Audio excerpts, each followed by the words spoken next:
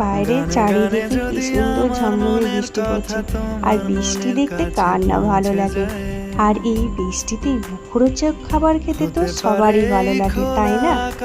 বৃষ্টি আর বাঙালি যেখানে থাকবে সেখানে খিচুড়ি তো থাকবেই। তাই খিচুড়ি আর ইলিশ মাছের ভাপা, বৃষ্টির সঙ্গে খিচুড়ির যেন একটা আলাদাই সম্পর্ক, তাই না? আর এর সঙ্গে যদি একটু পাঁপড় ভাজা হয়ে যেত, ও জমে ক্ষীর পুরো। আচ্ছা, তোমাদের বর্ষার দিনে এরকম ঝমঝমে বৃষ্টি হলে কি খেতে সব থেকে বেশি ভালো লাগে কমেন্ট করে জানিও তো। আর আজকে দুপুরবেলায় তোমাদের কি মেনু আছে সেটাও কমেন্ট করে জানাতে ভুলো না। আর এইরকম খাওয়ার পর দুপুরবেলা একটা ঘুম দিতে মাস্ট থাকতেই হবে, তাই না? চলো ভিডিওটা শেষ করি। ভিডিওটা ভালো লাগলে লাইক শেয়ার কমেন্ট করো। আর প্রথমবার আমার চ্যানেলে আসলে প্লিজ আমার চ্যানেলে একটা সাবস্ক্রাইব করে দাও। ওকে।